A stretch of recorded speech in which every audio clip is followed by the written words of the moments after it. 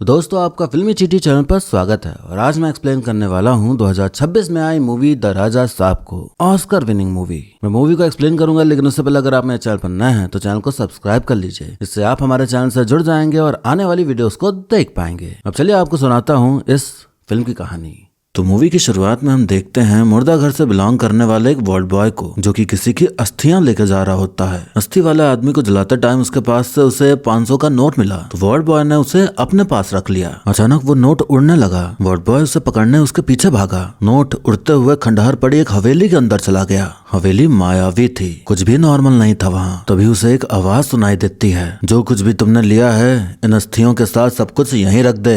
इसके बाद हम देखते हैं राजू और फिर राजा साहब को। उसकी दादी माँ है जिन्हें अल्जाइमर्स है, यानी कि भूलने की बीमारी। वो सब भूल जाती हैं सिवाय अपने पति कनक राजू को। कनक राजू अचानक कहीं चला गया। दादी उसी के वापस आने का इंतजार करती रहती हैं। वो दादी के सपनों में रोज आते हैं। अनीता नाम की लड़की है जो कि राजू को पसंद करती है, पर राजू उसे बस दोस्त मानता है। अब एक आदमी राजू को अपनी नई बीवी की फोटो दिखाने आता है। फोटो में उसे दिखते हैं दादाजी। इससे कंफर्म हो जाता है कि वो मरे नहीं हैं, जिंदा हैं, हैदराबाद में हैं। राजू वहाँ रह रहे अपने मंगू मामा से कांटेक्ट करता है। वो कहते हैं कि 1960 के मिसिंग पर्सन का केस है। उन्हें ढूंढने के लिए सीनियर को 5 लाख रुपए देने होंगे, तब जाके ढूंढाई शुरू होगी उनकी। राजू जाता है हैदराबाद, तो वहाँ उसे मिलता है एक ऑटो वाला जो कि उसके गाँव का ही है। तभी उसे दिखती है एक लड़की बेसी नाम की, जिस पर उसका दिल आ जाता है। बेसी नन बनने के प्रोसेस में है। राजू उसके पीछे पीछे चर्च जाता है। वहाँ उसे पता चलता है कि एक बच्ची को हार्ट प्रॉब्लम है, उसके इलाज के लिए डोनेशन चाहिए। राजू जो 5 लाख लाया था उसमें से 3 लाख डोनेट कर देता है। इतना बड़ा दिल देख बेसी को भी राजू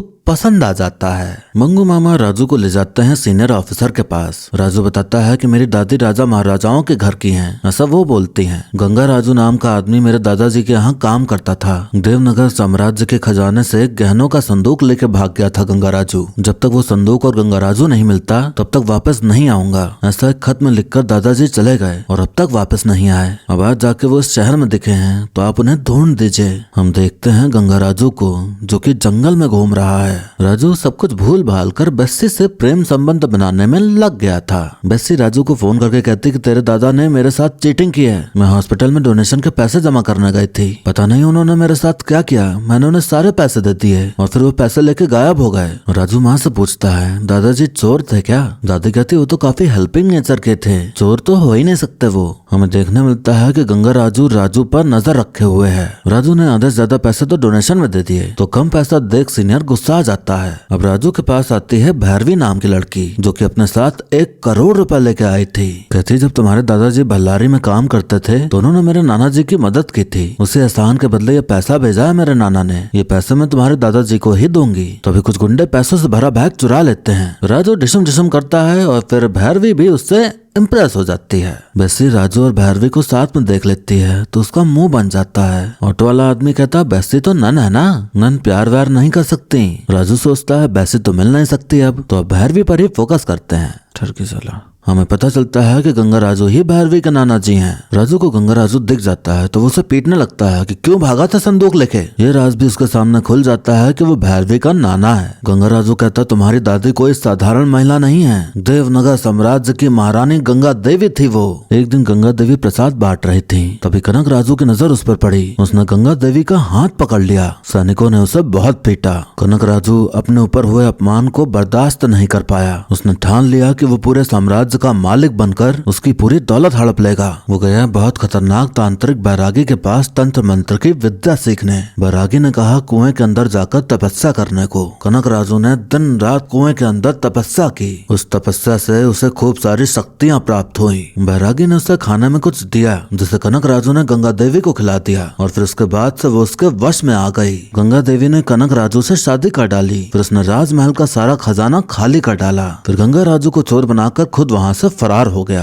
गंगा देवी के अपनों ने ही उन्हें पागल करार देकर उन्हें महल से बाहर निकाल दिया। फिर कई साल बाद उन्होंने अपने बेटे बहू को भी खो दिया। फिर वो अपने पोते यानी राजू के साथ एक साधारण जिंदगी जीने लगी। राजू सोच में पड़ जाता है कि उसकी दादी कितने बड़े खानदान से हैं, फिर भी ऐसी दर दर की ठोकरें खाई। राजू ठान लेता है कि वो अपने दादा कनक राजू को ढूंढ निकालेगा। उसने दादी के साथ जो जो बुरा किया है उन सब का हिसाब लेगा। गंगा राजू बताता है कि वो जंगल में कोठी में रह रहा है। राजू भैरवी और मस्ती कॉमेडी के लिए लिए गए दो किरदार को लेकर पहुंच जाता है हवेली में। वही हवेली जो हमने शुरुआत में देखी थी। हवेली में कनक राजू की बड़ी सी फोटो लगी थी। वो वार्ड बॉय मरा नहीं है बल्कि वहीं पर कैद है। उन लोगों को एक कमरा मिलता है जिसमें खूब सारा पैसा सोना चांदी रखा था। भैरवी को वो संदूक भी मिल जाता है जिसका चोरी होने का इल्जाम उसके नाना पर लगा था। तभी वहाँ वार्ड बॉय आ जाता है। वो कहता कि तुम्हारे दादाजी तो मर चुके हैं, उन्हें हार्ट अटैक आया था, उनकी लाश मैं नहीं जलाई थी और जो कुछ भी उनकी बॉडी से मिला वो मैंने रख लिया, उनसे चुराया हुआ नोट मुझे यहाँ तक ले आया। तभी दादाजी की आवाज आती है, ये घर मेरा शरीर है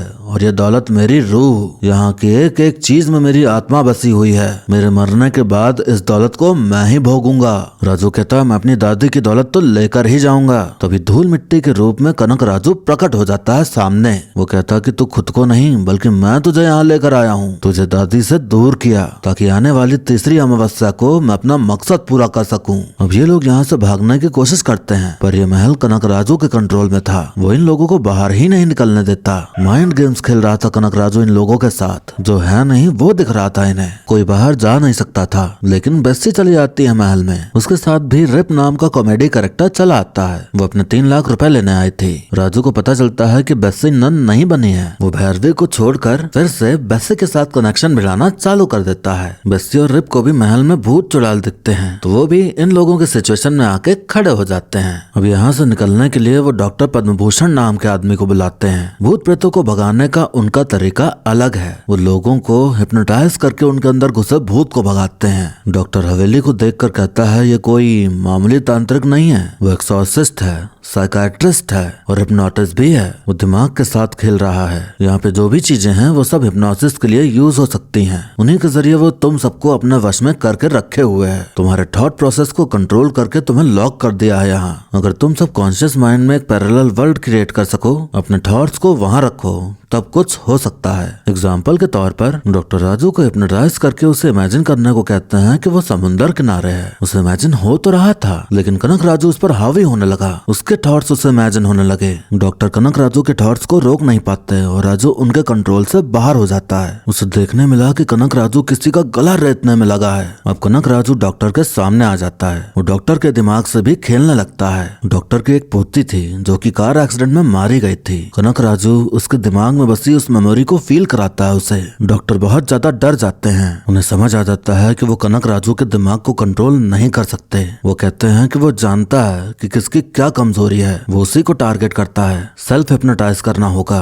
उसके परे सोचना होगा, अपने सभी इमोशंस में विलीन होकर दिमाग के विचारों को पूरे मन से जोड़कर शरीर के कण कण में इन भाव देवों के साथ काम करना होगा। डॉक्टर और ज्यादा कुछ बता पाते उससे पहले ही कनक राजू उन्हें उठा के हवेली के बाहर फेंक देता है। ये सब बकलोली चली रही थी कि उसमें शामिल होने अनीता भी चली जाती है। यहाँ राजू 3 लड़कियों के बीच फंस जाता है। गंगा राजू को राजू का फोन आता है कि दादा की तबीयत बहुत खराब है, आप दादी को लेकर हवेली आ जाओ। गंगा राजू दादी को लेने जाता है पर तभी उनकी तबीयत बिगड़ जाती है तो उन्हें अस्पताल में भर्ती करना पड़ता है। गंगा राजू जब राजू को फोन करके सब बताता है तो वो कहता मैंने कोई फोन नहीं किया था, दादाजी तो कब का मर चुके हैं, ये सब उसी का माया जाल है। राजू तुरंत बाहर खड़ी गाड़ी स्टार्ट करता है और हवेली का गेट तोड़ते हुए निकल जाता है अस्पताल दादी से मिलने। तभी कनक राजू कहता तुम हॉस्पिटल में नहीं हो, तुम कभी हवेली से निकले ही नहीं, ये सब तुम्हारा भ्रम है राजा साहब। राजू देखता है वो तो सच में हवेली के बाहर ही खड़ा है। कनक राजू कहता है मैं तेरी दादी को इस अमावस्या की रात जान से मारने वाला हूँ। मरने से पहले मैंने बैरागी से कहा कि मुझे फिर से नया जन्म लेना है, अपनी दौलत तक फिर से पहुँचना है। बैरागी ने कहा ऐसा होने के लिए तुम्हारी पत्नी की स्वाभाविक मृत्यु होनी चाहिए, तेरे सारे पाप कर्मों का प्रत्यार्पण करना होगा।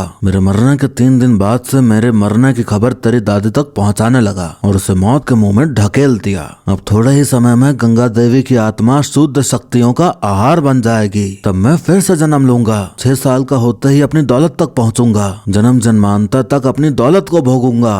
राजू अंदर जाकर कनक राजू की रूह यानी कि उसकी दौलत को आग लगा देता है। कनक राजू कहता तो मेरी दौलत पर नहीं अपनी दादी माँ पर आग लगा रहा है, देख। राजू देखता है कि वो हॉस्पिटल में है, उसने दादी के पैर जला दिए। वो पूरी तरह से कंफ्यूज हो जाता है कि वो हवेली में है या हॉस्पिटल में, आखिर सच क्या है। राजू को तो लग रहा था कि वो हॉस्पिटल में है पर असल में था वो हवेली के अंदर ही। तो अभी राजू को डॉक्टर की बातें याद आती हैं। वो खुद पर कॉन्सेंट्रेट करने की कोशिश करता है। अपने दिमाग में वो इमेजिन करने लगता है दादी दादी को राजमहल में। कनक राजू उसे जो इमेजिन कराना चाहता था अब वो राजू इमेजिन नहीं कर रहा होता। राजू अपने पूरे कंट्रोल में आके खजाने में आग लगा देता है। तभी पानी आ जाता है और उसमें एक बड़ा सा मगरमच्छ सस्ते VFX CGI वाले मगरमच्छ से लात घूंसा करते हुए राजू उसे ढेर कर देता है। कनक राजू हर तरह की मायावी टेक्निक अपनाता है राजू को हराने के लिए, पर राजू सबको मात देते जा रहा था। राजू पूरे महल में आग लगा देता है। कनक राजू कमजोर पड़ने लग जाता है। वो बैरागी को पुकारता है और कहता मेरी आत्मा अपने में मिला दो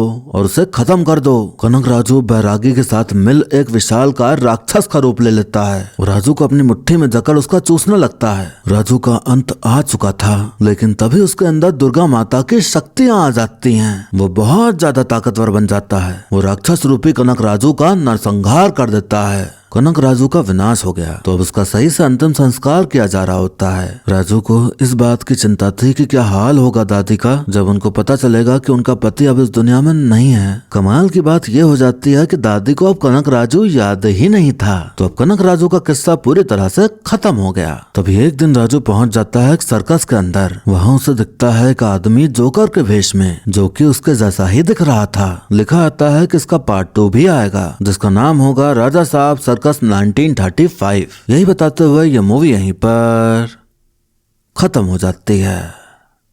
दोस्तों आपने कहानी सुनी इस साल की शुरुआत की सबसे महंगी फिल्म की। अब आप सच्ची सच्ची बताना, कहानी सुनकर ऐसा लग रहा है कि इसको बनाने में 400 करोड़ रुपए लगे होंगे। जिस हिसाब से कहानी थी ऐसे तो 4 दोस्त मिलकर कॉमेडी वीडियो बना के यूट्यूब पे डाल देते हैं। ऐसी मूवीज हमें एहसास कराती हैं कि फॉर ग्रांटेड ले लिया गया है जनता को। मान लिया है ऐसे बड़े कलाकारों ने कि फैन है तो ये कुछ भी कचरा देख लेंगे हमारे लिए। इन्हें पता नहीं क्यों नहीं समझ आ रहा कि वो जमाना जा चुका है जब सिर्फ एक्टर को देखने के लिए थिएटर जाते थे। अब सिर्फ ऐसा कट्टर फैन ही करते हैं, मूवी देखने वाला हर इंसान नहीं करता। अब जनता को अपने फेवरेट एक्टर को तो देखना ही है, लेकिन साथ ही साथ पिक्चर में अच्छी कहानी और डायरेक्शन भी होना चाहिए, वरना फिर वही फैन आपको गरियाते मिलेंगे और शायद फिर आपका फैन भी ना रह जाए। वो ऑन पेपर फिल्म की कहानी काफी इंटरेस्टिंग लगी होगी। इसमें अलग दिखाने का ट्राई किया गया कि आत्मा आपकी कमजोरी को टारगेट करती है और आपके दिमाग से खेलती है, आपको कंफ्यूज करती है और आपको अपने भ्रम में फंसाती है। ये कॉन्सेप्ट बहुत तगड़ा है और बहुत सही पिक्चर बन सकती थी, लेकिन कॉन्सेप्ट को मूवी में उतार नहीं पाए। एक साथ 3-3 लड़कियों के साथ चक्का चलाने को तो मेन थीम बना दिया है इस फिल्म में। मतलब 3 लड़कियां हैं, 3 लड़कियां उस लड़के को पीटने के बजाय ये कह रही हैं कि अब तुम चूज करो कि तुम्हें किसके साथ रहना है।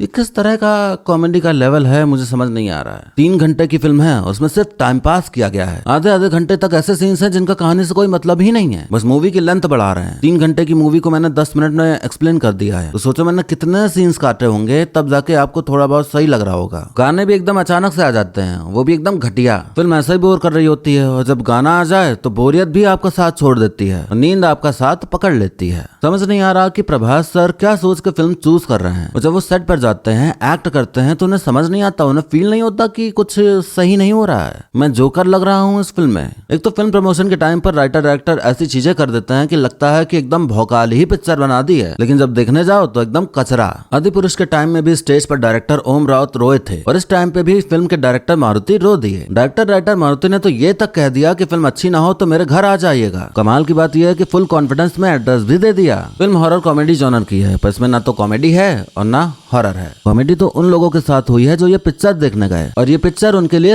हॉरर साबित हुई। अगर आपको ये फिल्म पसंद आई है तो मैं यहाँ ये नहीं कहूंगा कि सबका टेस्ट अलग होता है, तो क्या पता आपको पसंद आ गई हो। मैं तो सीधा यही कहूंगा कि आपका टेस्ट ही खराब है। अपना टेस्ट बदलिए और थोड़ा ढंग की मूवीज देखना शुरू करिए। ये टेस्ट तो किसी का भी नहीं होना चाहिए। एक्टिंग की बात की जाए तो प्रभास सर कोशिश तो बहुत करते हैं एक्टिंग करने की, पर हो नहीं पाती। जिस पिक्चर से वो कामयाब हुए अब वो पिक्चर ही इनका करियर खाने में लगी हुई है। उनका ऑरा फार्मिंग वाला गेटअप देखा है हमने, उनको ऐसे लल्लू पल्लू वाले कैरेक्टर में देख के मजा ही नहीं आती। इन पर सीरियस रोल ही सूट करते हैं। बाहुबली के बाद ये थोड़ा सलार में ही सही दिखे थे, बाकी तो कहीं कोई इंप्रूवमेंट देखने नहीं मिलती। वही सेम फेस एक्सप्रेशंस और वही सेम एक्टिंग। शायद अब उनका मन ही नहीं है मेहनत करने का। मन होता तो उनकी मेहनत स्क्रीन पर भी दिखती। अक्सर फेस स्वैप या बॉडी डबल का यूज तब किया जाता है जब कोई खतरनाक स्टंट करना हो और एक्टर नहीं कर सकता, पर यहाँ तो नॉर्मल डांस करने के लिए भी फेस स्वैप किया गया है। कितनी मेहनत की है ना। पता नहीं किस बात का इतना सारा पैसा ले रहे हैं एक्टर्स जब काम ही नहीं करना है तो। और पता नहीं इंडस्ट्री में किसने अफवाह फैला रखी है कि इनके बस नाम से ही पिक्चर चल जाती है, तो दे दो भर भर के पैसे। अब नाम से पिक्चर नहीं चलती है भाई, तो चाहे शाहरुख खान हो, आमिर खान हो या कोई भी बड़ा स्टार हो,